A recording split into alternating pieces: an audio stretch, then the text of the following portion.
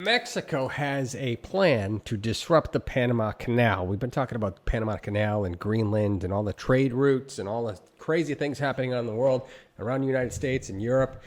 Some of you guys from Denmark and Europe and all these other places have been commenting, and I love it. As an American, I want to hear what you guys have to say because I'm in a little bit of a big bubble. It's a big 50-state bubble, okay? I'm not on TikTok. I am on TikTok, but I'm not like scrolling all day. So, $7.5 billion gamble to disrupt the Panama Canal. Let's watch it together. I'll leave my comments as we go on. For decades, this 50-mile-long stretch of water through Panama has been a top choice for companies moving billions of dollars of goods around the world. But it's not as reliable as it once was. Say you're in charge of shipping 10,000 containers from Shanghai to New York in the most efficient way possible.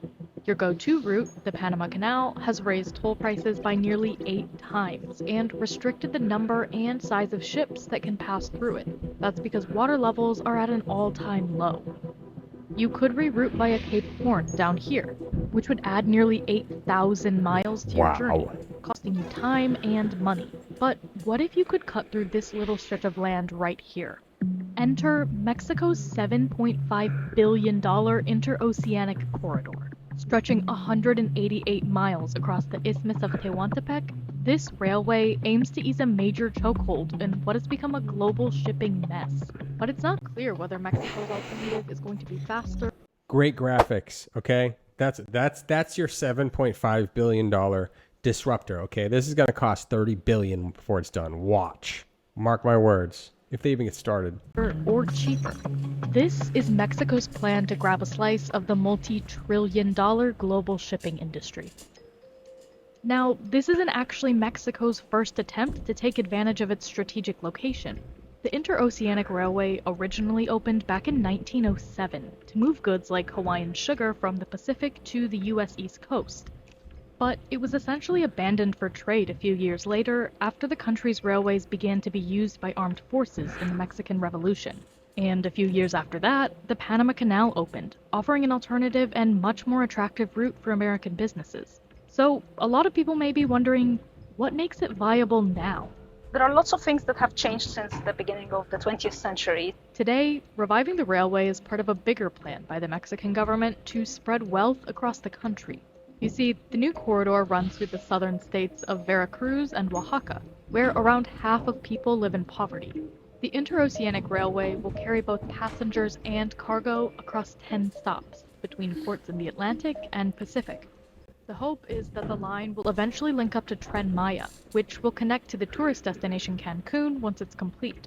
There are also plans to build 10 new industrial complexes along the route to take advantage of its proximity to the trade corridor. Think car part factories or agricultural plants. But all of that takes money and buy-in from the rest of the supply chain. Mexico needs to convince investors of the attractiveness and the economic viability of these kind of projects and reshoring. So far, the project has received about $6 billion in funding from the Mexican government, and more than $2 billion in financing from international sources, including the World Bank. Now, supply chains are incredibly complex, but for this video, we're going to simplify the practice down to its building blocks: time, money, and shipping containers. If you're a shipping company, the more containers you move means the more money you'll be able to make, which is why the Panama Canal would probably be your first choice, because you can move a lot of containers in one trip. Over time, ships have been redesigned to take advantage of every square inch of real estate this canal has to offer. When shipping companies couldn't stack any more containers through this narrow stretch of water, they built even bigger new Panamax ships. And in 2016, Panama actually widened the canal locks by 70 feet. But now, some of those ships can't actually pass through the canal as often as before. You may have to wait more than 2 weeks out at sea, or bid millions of dollars just to get ahead in line. That's because there's been a historic drought in Panama, which is leaving water levels at the nearby Lake Gatun at record lows.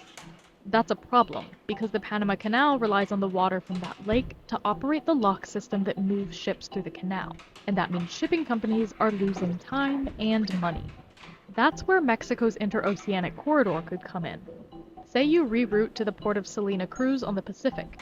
You can then transfer your goods to the railway and pick them back up with a ship on the other end. In theory, sounds great. But in reality, Mexico still has a lot of work to do to get its ports ready for an influx in traffic. Mexico might have a very good opportunity here to put itself as a key player on this map of international maritime shipping. But it's not clear whether Mexico's railway will actually be faster than the Panama Canal, which is about 50 miles long, while the railway is around 200. It takes about 8 to 10 hours to sail through the Panama Canal, while it could take 6 to 7 on the railway. But when you add in the time it takes to load and unload thousands of shipping You gotta containers take off stuff a ship, on. onto a train, and back onto another ship, it's more like 15 hours to pass through Mexico. Yeah, it's But not a good recent deal. waiting times at the Panama Canal have caused delays of up to 2 weeks, as they try to preserve the amount of water that's displaced by heavy ships. So it's not clear exactly who wins out on speed right now. And then there's the question of capacity. Even within a few years from now, after the project has been completed, it's not going to reach even half of the capacity that the Panama Canal allows the shipping companies to transit through the canal. A company involved with the development of Mexico's corridor says it'll handle up to 5% of the global trade passing through the Panama Canal. But it's not just the railway that needs an upgrade. The ports still need to be modernized because they aren't actually capable of handling that many new freight shipments right now. So this corridor isn't exactly a replacement, but it could be a promising plan B. This can be a very interesting case whether Mexico and Panama are actually going to collaborate in the future on the long term, and perhaps they can share data, they can reroute the vessels when there is.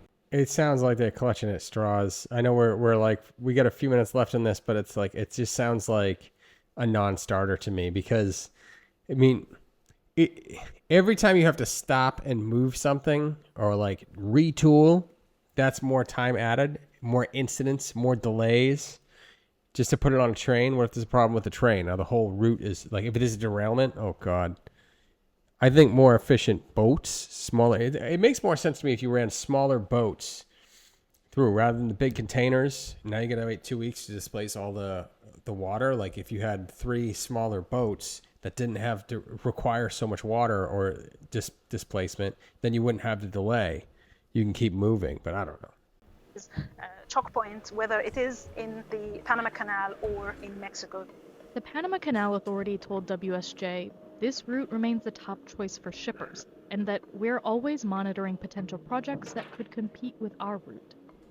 Now, it's not just Mexico that stands to gain from this trade route. Remember that order from Shanghai to New York? It's one of the most common journeys to pass through the Panama Canal. But the US government and businesses have been trying to loosen ties with China by moving operations closer to home through a tactic called nearshoring.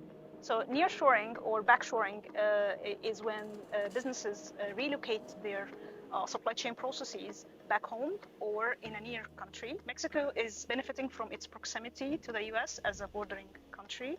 Those involved with the project say all those new industrial plants Mexico wants to build could be used to make goods, like the semiconductors used in everything from cars to smartphones and computers. In general, Mexico is ambitious and trying to play a role in the semiconductor nearshoring, so bringing back all the semiconductor chips to be closer to the US and be manufactured and processed in Mexico. Now, all of this represents potentially billions of dollars in trade and toll revenue for Mexico.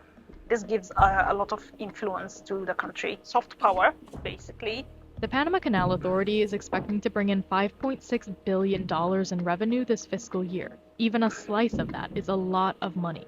An Oxford Business Group report projects the corridor and the surrounding developments could boost Mexico's current GDP by 3 to 5% once it's operational. But not everyone in Mexico is set to benefit equally. Indigenous communities have said dozens of families along the railway are being forcibly relocated, and that the construction poses a threat to the environment. People should care about this project because it really relates to how supply chains relate to our daily lives. When we place an online order or when we pay for a product that we buy in a shop, it is our money that finances the entire supply chain, probably also partially finances these infrastructure projects. In late 2023, both freight and passenger service began on the first section of the railway, but there's still more work to be done to upgrade the entire railway and ports. As for whether it will take on Panama, I don't really look at this project in terms of a rivalry between Mexico and Panama. I really think about this project in terms of what we call competition. I think it could Okay. be more beneficial for the global supply chain networks to actually use both capacities of these two routes right. to. Okay, so $7.5 billion for essentially surge capacity, right? That's what we're talking about here.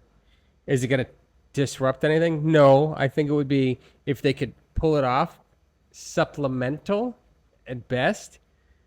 I don't think they're going to pull it off. I'm probably wrong. If you're more up to date on this story, let me know down below and share some links or stories or articles, and I'll check them out. But I don't think this is. It sounds like they're clutching at straws. I mean, her demeanor even seemed like it was a stretch, like, and she knew it. I don't know. It's certainly interesting. We're gonna keep covering these kind of stuff. Let me know what you want me to cover down in the description, or down in the comments below. I have books and stuff for sale down in the description below. There's affiliate links. I make small commissions off that, like barely anything. But hey, thanks for watching. Check out the next video. I'll leave one on the screen. See you guys in the next video. Thanks for hanging out. I appreciate it.